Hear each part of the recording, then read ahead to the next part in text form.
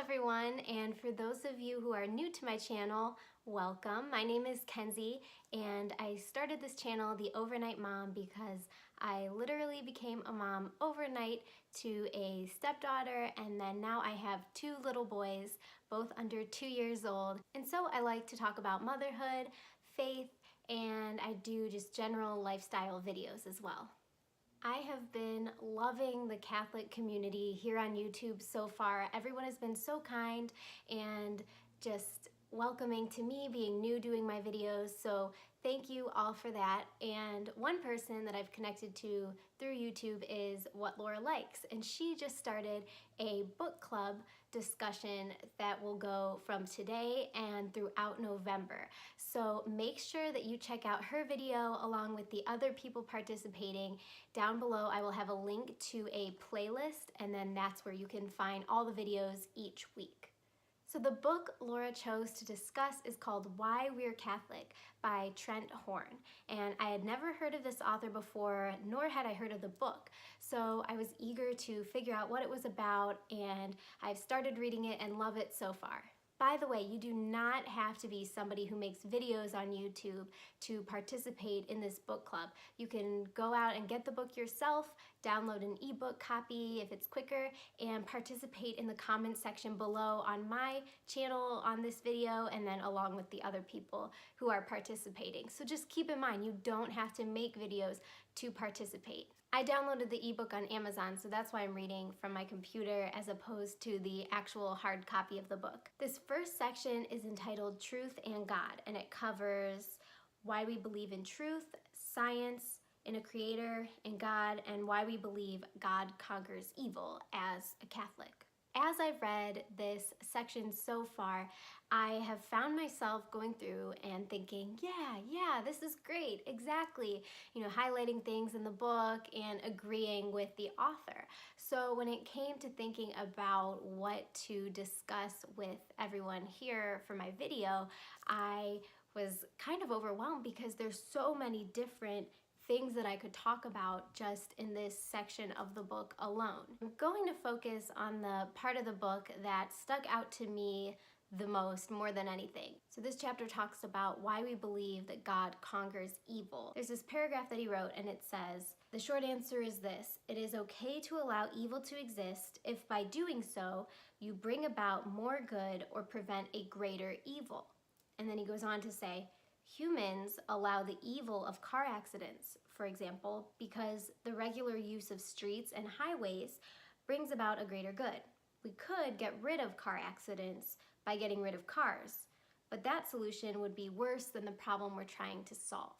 The car accident analogy in particular stuck out to me because I'd never heard evil and good explained in that way, because it is true that there are many things in our lives that we could control that would prevent bad things from happening, but if we got rid of it altogether, we would be eliminating something very good and helpful and useful.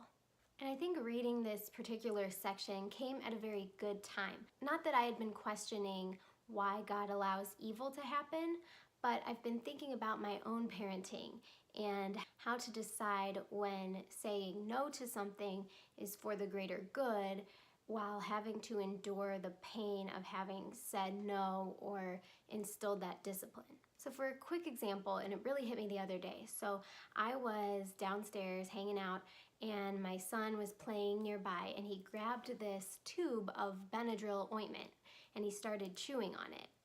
And of course, right away I pulled it from him and he started crying hysterically. I mean, tears were streaming down his face. He was super upset. I mean, babies cry, but this in particular, his cry was just a lot stronger and louder, and he just seemed so hurt that I took away this thing that he was chewing on, but I couldn't let him have it because if it opened up, he'd be eating some sort of Benadryl, and I just couldn't have that happening. So for his safety, I had to pull it away, and he was very hurt, very sad, and he didn't understand why. He's just a year old. What does he know? So then eventually he calmed down. I put him in his play area that he likes to play in, and he settled himself down and started playing, and then I was doing some things around the kitchen. This was a few hours later in the day that this happened. So I hear his little voice say, "Mama, mama," the way he does. And so I'm thinking, oh, cute, he's probably doing something funny or silly. So I go over to him in his play area, and he's holding two of his little baby fists full of all the outlet protectors from the wall. So he had collected them, pulled them out, and held them all in his hand, and he was so happy about this. And then I'm thinking, oh no, he can't be in here with all these open, exposed outlets. So I took the little protectors and plugged them back into the wall, and then I put some different items in front of the outlet so that he couldn't go back and pull them out again. And as you can expect, he was crying and he was hurt and he was upset. And again, he's 1 year old. He can't comprehend why I won't let him do that, and he wanted to plug them back in himself. That's where he really got mad, and he knows how to do it, but I just can't risk him having his little fingers near an outlet, even if he's not holding metal. You know, it's just not a good combination, right?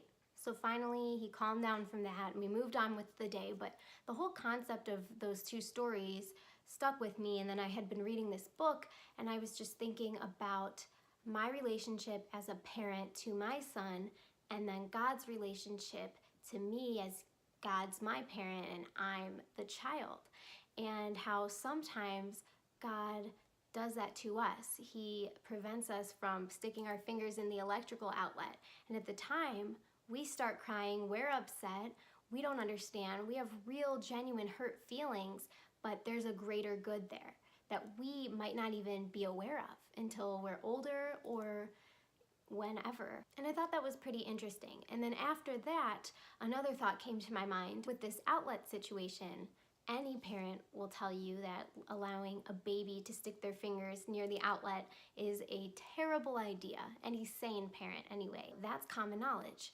But then what happens when the outlet becomes something else? Let's say it is you're a teenager wearing an inappropriate outfit. So let's say as a parent you have a teenage daughter and you say, absolutely not, you cannot wear that shirt with giant holes cut out all over it. And your teenager doesn't understand this, gets mad, gets hurt, gets upset, gets defiant.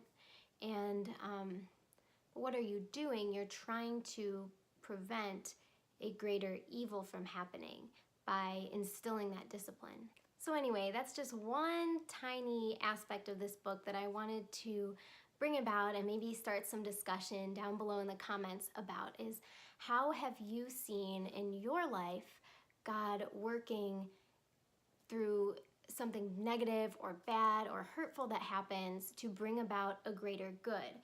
For instance, if that bad thing didn't happen, this greater, more amazing good thing would not have happened. And even just on your own, I'd encourage you to reflect upon that a little bit this week. And that's what I've been doing, is just thinking, in what areas of my life throughout all time have I been upset, mad at God, and not understanding why a negative event took place or took place the way it did and how it did, and then how this good thing in my life couldn't have come about without that negative.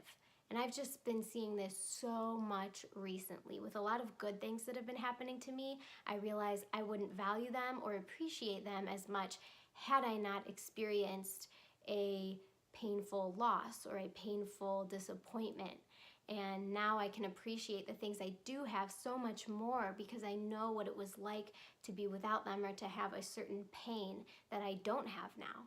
And that's one thing I love about these book club discussions, is that you can read this giant chapter filled with loads of information on so many different topics that it covers in such a good way, and pull things out that really resonate with you and be able to reflect and dive deeper into those concepts or thoughts or quotes, whatever it may be. So thank you, Laura, for starting this book club. I'm so excited to watch the other videos and hear what different elements of the book stuck out most to the other people who were reading it. Thank you for watching, and although the next book club video is next week, I'll still have some videos going on this week. So be sure to subscribe if you like my channel and want to see more.